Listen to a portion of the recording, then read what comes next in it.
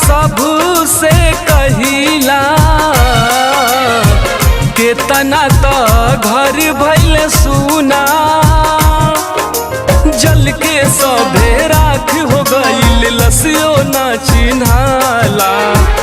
हो गइल बिजली के शिकार हो चली गइल खोतावा उजार हो गइल बिजली के शिकार हो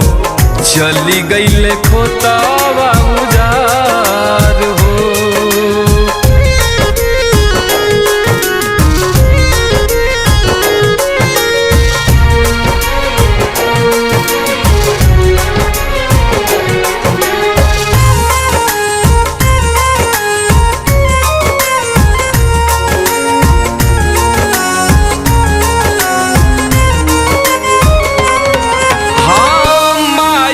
बेटा केतना बहिन के भाई भइल समैया देख कैसन कसाई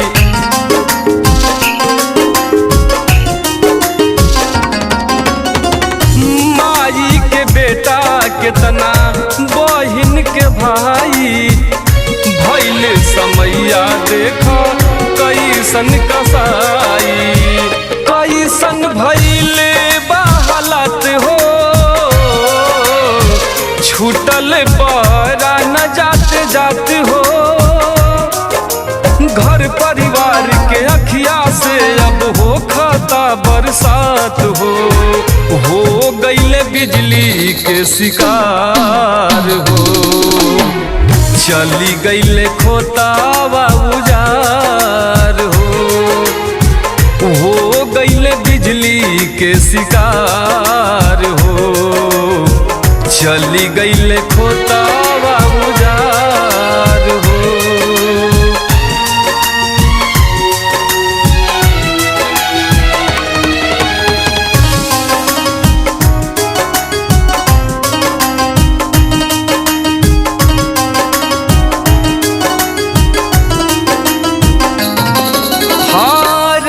वीर बबलू नइखे जिंदगी के भरोसा ले परान तोहरो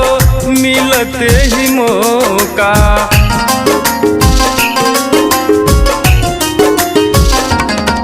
हाँ राजवीर बबलू नइखे जिंदगी के भरोसा ले परान तोहरो मिलते ही मौका जाला